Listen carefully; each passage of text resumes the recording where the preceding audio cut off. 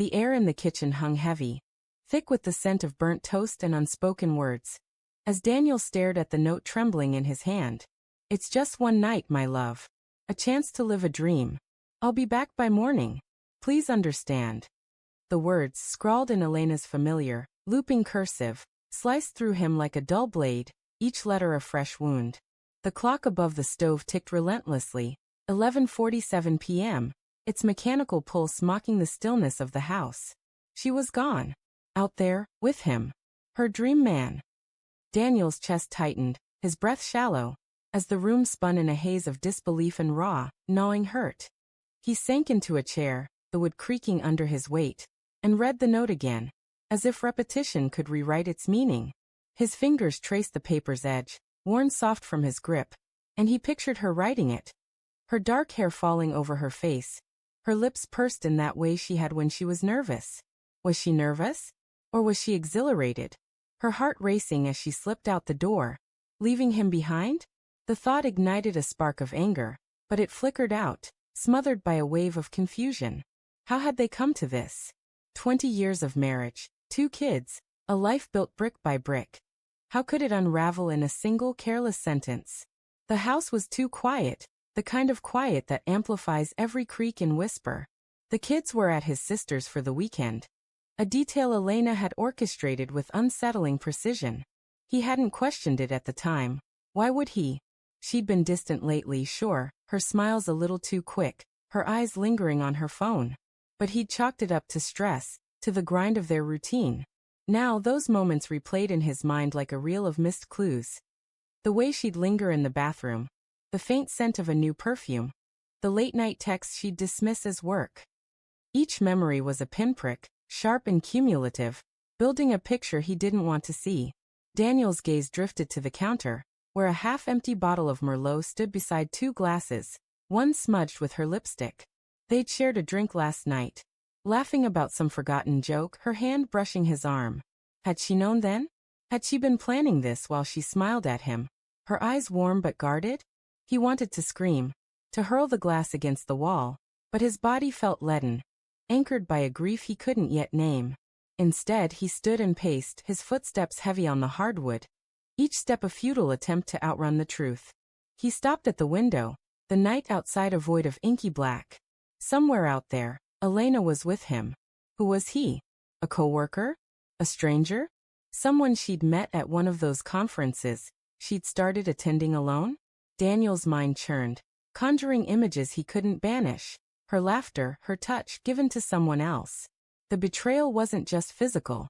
It was the theft of their intimacy, the private language of their marriage, now shared with a shadow. He pressed his forehead against the cool glass, his breath fogging the pain, and whispered, "Why, Elena? Why wasn't I enough?" The question hung unanswered. A ghost in the room. He thought of calling her, demanding answers, but his phone sat untouched on the table. What would he say? Come home? I forgive you?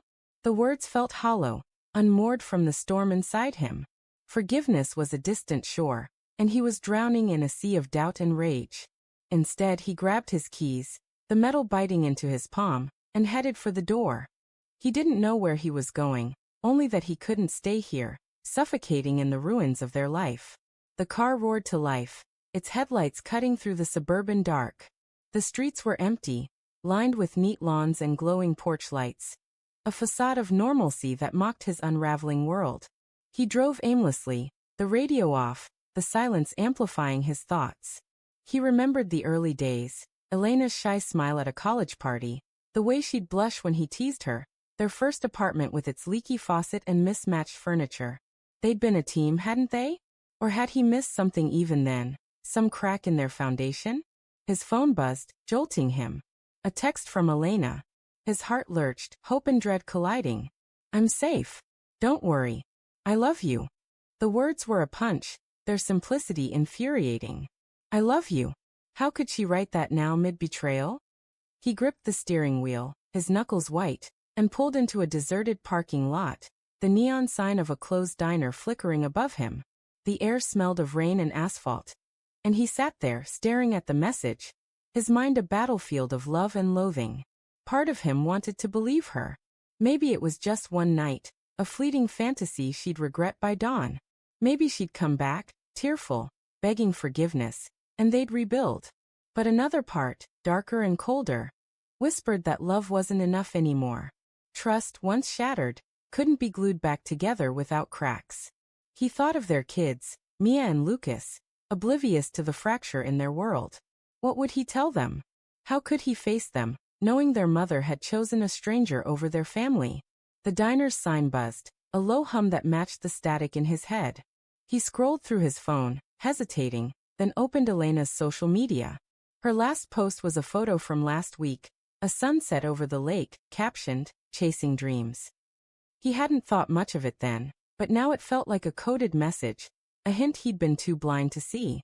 He dug deeper, his thumb scrolling through months of posts, searching for clues. A comment from a name he didn't recognize. "Can't wait to see you again, E." Sent a chill through him. The profile was private, but the avatar showed a man mid-40s with a smug grin. Was this him?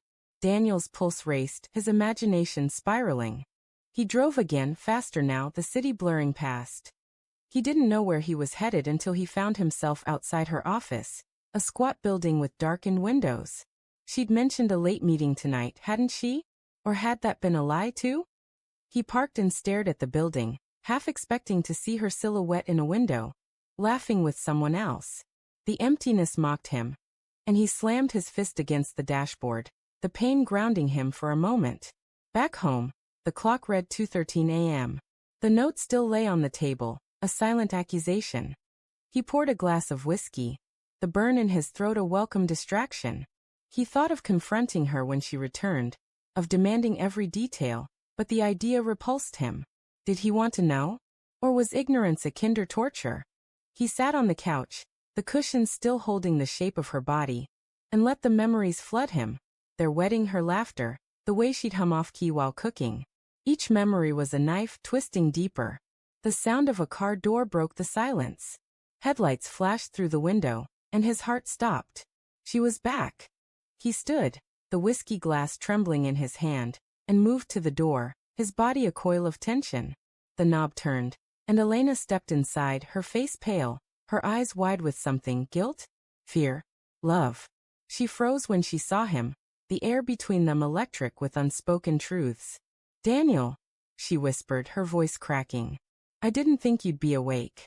He stared at her, searching for the woman he'd loved, the woman he thought he knew.